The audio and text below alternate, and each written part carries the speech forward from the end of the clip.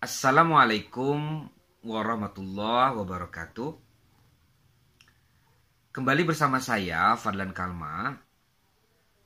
Pada kali ini saya akan membahas materi tentang filsafat Pancasila. Berbicara tentang filsafat Pancasila itu berbicara tentang makna dan pengertian yang sedalam-dalamnya tentang Pancasila itu sendiri. Lalu bagaimana kita memahami apa yang ada di balik makna Pancasila dan pengetahuan terhadap Pancasila sebagai suatu kesatuan yang memiliki sistem pemikiran yang rasional, sistematis, radikal, dan komprehensif. Namun sebelum lebih jauh, ada baiknya kita mengetahui terlebih dahulu tentang apa itu filsafat. Filsafat itu sering juga disebut dengan Mother of Science atau ibu dari segala ilmu. Kenapa dikatakan demikian? Karena filsafat itu merupakan pengetahuan yang meliputi pembahasan yang sangat luas, yaitu tentang Tuhan, manusia, dan alam semesta. Pada umumnya, pembagian pembahasan filsafat itu terbagi atas beberapa hal. Itu yang pertama ada epistemologi atau filsafat pengetahuan. Yang kedua metafisika atau ontologi. Lalu yang ketiga ada logika. Yang keempat aksiologi atau etika yang membahas tentang filsafat moral. Yang kelima yaitu estetika atau filsafat estetika. Keenam adalah filsafat ilmu. Yang semuanya itu akan terbagi lagi ke dalam beberapa disiplin ilmu. Seperti ada filsafat hukum, filsafat pendidikan, filsafat sejarah, filsafat bahasa, dan yang lainnya. Termasuk juga filsafat Pancasila. Dan adapun ciri-ciri atau karakteristik berpikir filsafat itu adalah yang pertama rasional, ada radikal, kreatif dan inovatif, lalu ada sistematis dan analitik, lalu ada universal, komprehensif dan holistik, abstrak, dan yang terakhir yaitu spekulatif. Jadi, filsafat itu sering juga dikatakan sebagai suatu ilmu yang sulit untuk dipahami. Bagaikan memasuki lautan yang kacau balau, dilanda badai beserta topan. Bermula dengan keheranan dan berakhir dengan kebingungan. Itulah filsafat. Hal ini dikarenakan ia menggunakan terma yang abstrak. Seperti dalam satu pokok permasalahan saja itu terdapat berbagai macam pendapat yang saling berlawanan, baik secara samar maupun secara tajam. Seperti dalam mendefinisikan istilah filsafat saja, itu terdapat berbagai macam pendapat. Namun, sederhananya, filsafat itu berasal dari bahasa Yunani, yaitu philosophia. Philo yang berarti cinta, dan sophia yang berarti berarti kebijaksanaan, kearifan atau pengetahuan. Jadi filosofia itu berarti cinta pada kebijaksanaan atau cinta pada kebenaran. Dalam hal ini kebenaran ilmu pengetahuan. Di dalam kehidupan kita itu banyak sekali yang perlu kita pertanyakan. Segala sesuatu yang kita jumpai, yang kita lihat, yang kita dengar, yang kita belum mengerti. Pertanyaan-pertanyaan tersebut itu membutuhkan jawaban yang diperoleh melalui proses berpikir, baik itu berpikir secara sendiri atau ditanyakan kepada orang lain. Berpikir, rasa ingin tahu itu merupakan awal dari filsafat. Namun, berfilsafat itu bukan sembarang berpikir. Berpikir secara filsafat itu berpikir secara radikal, sampai ke akar-akar permasalahan. Oleh karena itu, meskipun filsafat mengandung kegiatan berpikir, tetapi tidak setiap kegiatan berpikir itu disebut dengan filsafat.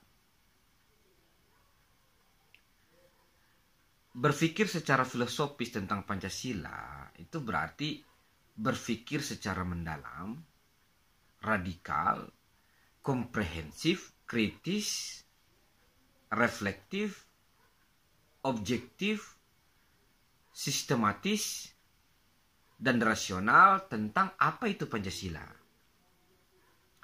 Oleh karena itu, untuk mengetahui secara mendalam dan mendasar tentang Pancasila, itu perlu pendekatan secara filosofis. Dari masing-masing sila itu kita cari intinya. Hakikat dari inti dan pokok-pokok yang terkandung di dalamnya.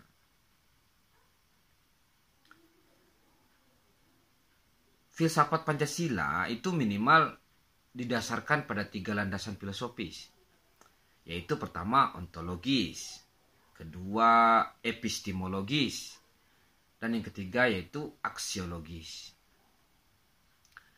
Landasan ontologis itu dimaksudkan untuk mengungkapkan jenis-jenis keberadaan yang diterapkan pada Pancasila. Lalu landasan epistemologis itu untuk mengungkapkan sumber-sumber pengetahuan dan kebenaran tentang Pancasila sebagai sistem filsafat dan ideologi. Dan landasan aksiologis yaitu untuk mengungkapkan jenis-jenis nilai dasar yang terkandung di dalam Pancasila. Yang pertama itu adalah ontologis. Ontologis adalah filsafat yang membahas tentang hakikat keberadaan sesuatu dan mencari hakikat mengapa sesuatu itu ada. Berbicara tentang ontologi Pancasila, itu yang dibahas adalah tentang bagaimana adanya Pancasila. Jadi, adanya Pancasila itu dapat ditinjau dari beberapa hal. Yang pertama adalah sebab adanya. Kedua, cara adanya. Dan ketiga, sifat adanya Pancasila.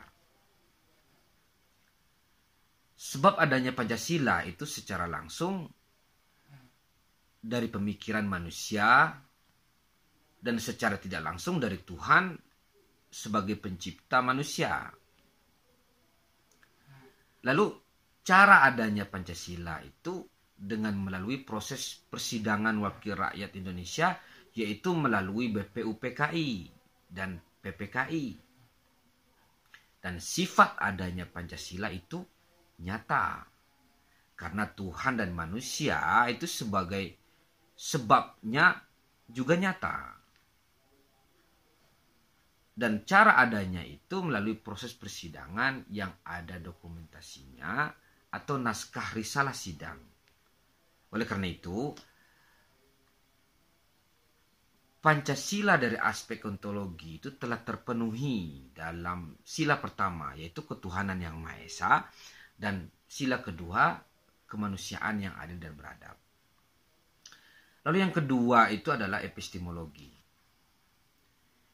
Epistemologi itu adalah filsafat yang membahas tentang hakikat ilmu pengetahuan atau ilmu tentang ilmu. Jadi epistemologi Pancasila itu membahas tentang pengetahuan Pancasila yang meliputi sumber Pancasila, metode Pancasila, instrumen Pancasila, dan kebenaran Pancasila. Sumber Pancasila itu meliputi sumber material, yaitu nilai-nilai yang terdapat pada adat istiadat, kebudayaan, agama atau kepercayaan yang dianut masyarakat. Dan sumber formal yaitu ada pada pembukaan Undang-Undang Dasar tahun 1945, yaitu pada alinea keempat. Adapun metode Pancasila itu meliputi metode perumusan Pancasila, yaitu secara kritis selektif, dialektis eksperimental, dan metode pengembangan Pancasila yaitu menggunakan metode interpretasi, ada hermeneutika, koherensi historis, dan analitik sintetik. Lalu, adapun instrumen pengkajian dan pengembangan Pancasila itu adalah melalui akal yang sehat dan jernih. Dan kebenaran Pancasila itu dapat dianalisis dengan menggunakan 4 teori kebenaran. Yang pertama yaitu teori kebenaran koherensi. Apa itu? Yaitu nilai-nilai Pancasila dinyatakan benar apabila terdapat keruntutan atau kesesuaian antara nilai Pancasila yang satu dengan yang lainnya. Lalu yang kedua yaitu teori kebenaran korespondensi, yaitu nilai-nilai Pancasila dinyatakan benar apabila sesuai dengan realitas kehidupan masyarakat Indonesia. Yang ketiga yaitu teori kebenaran pragmatis, yaitu nilai-nilai Pancasila dinyatakan benar apabila bermanfaat bagi masyarakat Indonesia. Dan keempat adalah teori kebenaran performatis, yaitu nilai-nilai Pancasila dinyatakan benar apabila dapat merubah sikap, perilaku, budaya, etos, semangat masyarakat Indonesia. Dan itu semua membutuhkan waktu, metode, dan proses yang berkelanjutan. Pada sila ketiga dan keempat, Pancasila itu ditemukan metode untuk mewujudkan hal tersebut. Metode tersebut adalah metode persatuan dan kerakyatan atau demokrasi yang terdapat pada sila ketiga dan keempat Pancasila. Dengan demikian, epistemologi Pancasila terpenuhi oleh sila ketiga dan sila keempat Pancasila. Lalu yang ketiga itu ada aksiologi. Aksiologi itu adalah filsafat yang membahas tentang hakikat nilai atau filsafat yang membahas nilai praksis dari sesuatu. Jadi aksiologi Pancasila itu membahas tentang nilai-nilai Pancasila dan nilai-nilai Pancasila tersebut sebagai pertimbangan masyarakat, bangsa, dan para pemimpin untuk menerapkan setiap hasil pemikiran dan kebijakan-kebijakan. Jadi arti nilai di sini itu sangat banyak sekali, sesuai dengan latar belakang dan kepentingan masing-masing subjek. Misalnya, nilai diartikan sebagai suatu guna, baik, buruk, harga, cantik, mutu, kualitas, dan sebagainya. Dari berbagai arti tersebut, dapat kita simpulkan bahwasanya arti dari nilai itu bersifat universal. Nilai adalah suatu kualitas abstrak yang membuat suatu hal itu bermakna, berbobot, sehingga yang memilikinya itu merasa puas batinnya. Nilai itu terdapat ada beberapa jenis, yaitu nilai objektif, nilai subjektif, dan intersubjektif. Nilai objektif adalah nilai yang berasal dari dalam diri sesuatu. Maksudnya dari diri sesuatu itu sendiri. Lalu nilai subjektif adalah nilai yang diberikan subjek kepada sesuatu, atau nilai yang diberikan manusia kepada yang satu ke manusia yang lain. Sedangkan nilai intersubjektif itu adalah nilai yang merupakan hasil penilaian beberapa subjek terhadap satu hal tertentu. Ketiga jenis nilai tersebut itu terdapat pula dalam Pancasila. Sebagaimana kita ketahui, nilai objektif Pancasila itu adalah nilai ketuhanan, nilai kemanusiaan, nilai persatuan, nilai kerakyatan, dan nilai keadilan. Sedangkan nilai subjektif Pancasila itu adalah hasil penilaian masyarakat terhadap Pancasila, yaitu kebenaran, kemanfaatan, kebaikan yang masing-masing subjek atau kelompok itu akan berbeda-beda. Lalu ada nilai intersubjektif Pancasila. Itu adalah hasil penilaian oleh beberapa orang atau kelompok terhadap Pancasila yang biasanya akan melahirkan suatu kebijakan. Mungkin ini secara garis besar materi tentang filsafat Pancasila. Tentunya ini masih banyak sekali kekurangannya, dan ini bisa kita diskusikan lagi apa saja yang kurang, dan bisa dimasukkan dalam komen channel ini. Nanti akan saya jawab. Mudah-mudahan ini bisa menambah khasanah ilmu pengetahuan. Dan jangan lupa subscribe dan share video ini. Nantikan lagi sesi selanjutnya bersama saya, Fadlan Kalma. Demikian, wassalamualaikum warahmatullahi wabarakatuh.